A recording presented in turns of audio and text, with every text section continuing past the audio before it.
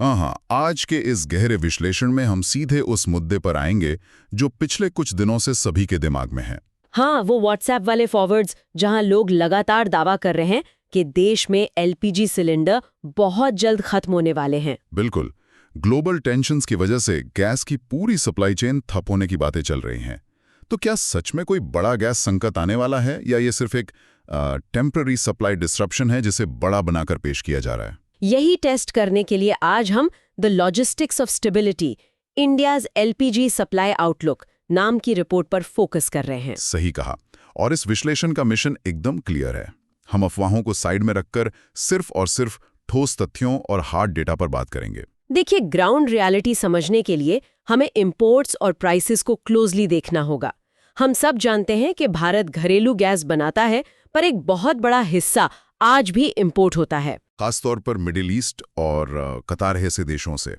ये रूट हमेशा से काफी स्टेबल रहा है। पर जब ग्लोबल एनर्जी मार्केट में ऐसी उथल-पुथल होती है ना, तो इंपोर्ट पर निर्भर देशों पर सबसे पहला असर पड़ता है। ये बेसिक इकोनॉमिक्स है। अगर मैं फिगर्स की बात करूं तो हाल ही में ग्लोबल गैस की कीमतों में एक भारी उछाल आया है। पहले हमें गैस लगभग 6 से 8 डॉलर प्रति यूनिट मिल रही थी। और अब वो उछाल मारकर लगभग $15 के करीब पहुंच गई है।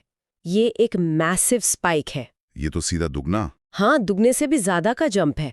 और इस प्राइस हाइक से गैस मार्केट का पूरा अर्थशास्त्र ही बदल गया है। अर्थशास्त्र कैसे बदला, मैं थोड़ा और समझना चाहता हूं, क्योंकि महंगी चीज तो हम कम खरीदेंगे ना।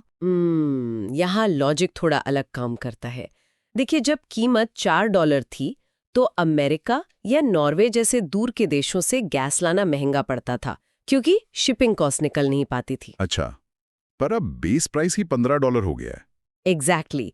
तो इस हाई प्राइस पॉइंट पर अमेरिका या नॉर्वे से गैस मंगवाना भी अब इकोनॉमिकली वायबल हो गया है, भले ही लंबा शिपिंग रूट लेना पड़े। ये बहुत ही इंटरेस्टिंग शिफ्ट है। पहले हम सिर्फ पड़ोसी देशों पर निर्भर थे और अब अमेरिका और नॉर्वे टेबल पर हैं। पर यहाँ एक नई प्रॉब्लम आती है, दूरी और समय की। सही पकड़ा आपने।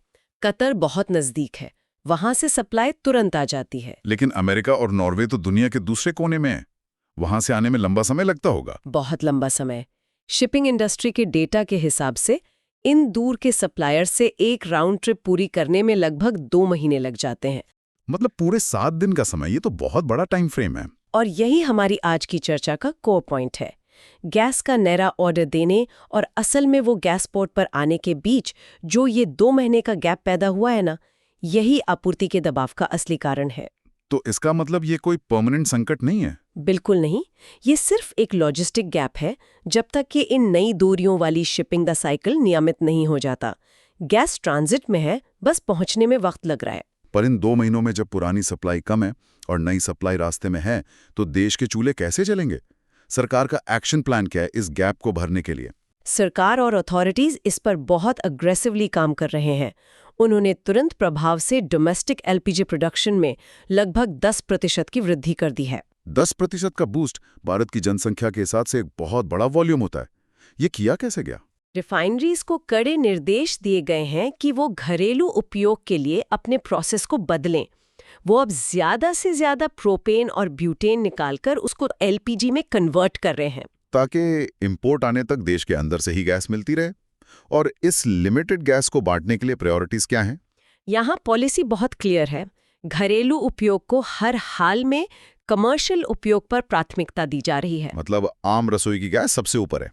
जो सिलेंडर घरों में आते हैं उनकी सप्लाई नहीं रुकेगी। सही कहा।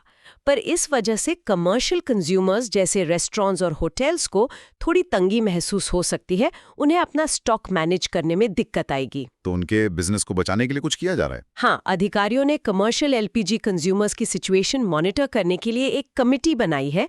वो रेस्टोरेंट ग्रुप्स के साथ कंटिन्यूअस टच में है, ताकि बेसिक मांग पूरी होती रहे। अगर इन सभी बातों को एक साथ रखकर मैं देखूं तो एक बहुत बड़ी तस्वीर निकल कर आती है। हम सिर्फ एक छोटे से संकट से नहीं गुजर रहे हैं, बल्कि सिस्टम एक बड़े शिफ्ट का हिस्सा बन रहा है। बिल्कुल। हम सिर्फ एक स्पेसिफिक रीजन से हटकर अब सोर्सेस के एक ब्रॉडर नेटवर्क की तरफ जा रहे हैं। और इसी को हम एनर्जी सिक्योरिटी कहते हैं ना। दुनिया भर के देश अब समझ गए हैं कि डाइवर्सिफिकेशन कितना जरूरी है। एकदम सही।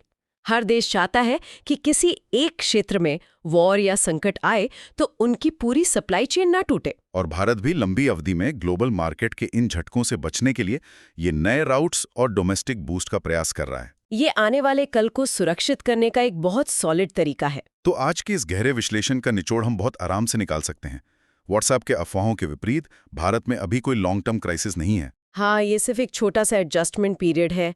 नए शिपमेंट्स रेगुलर होने तक सिस्टम ने खुद को ढाल लिया है। और टारगेट क्लियर है कि सबके घरों में कुकिंग गैस बिना रुकावट पहुंचती रहे। ये जानकारी वाकई उन लोगों के लिए बड़ी राहत है जो अपने किचन को लेकर परेशान थे। सही बात है।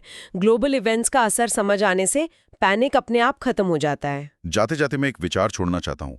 अगर इंटरनेशनल सप्लाई नेटवर्क को एडजस्ट होने में महीनों लग सकते हैं, तो क्या हमें अपने स्तर पर भी कुछ नहीं सोचना चाहिए? आप अपने घरों के बैकअप की बात कर रहे हैं? हाँ, मेरा मानना है कि सिर्फ एलपीजी पर पूरी तरह निर्भर रहने के बजाय हमें अपनी रसोइयों में बायोगैस या इलेक्ट्रिक इंडक्शन कुकिंग जैसे विकल्पों को एक परमानेंट बैकअप बनाना चाहिए। ये बहुत ही प्रैक्टिकल अप्रोच होगी, ताकि फ्यूचर में किसी भी विदेशी झटके का असर सीधा हमारी थाली पर ना पड़े। एकदम सही।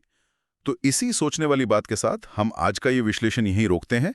अगली बार नए तथ्यों और एक नए मुद्दे के साथ फिर चर्चा करेंगे।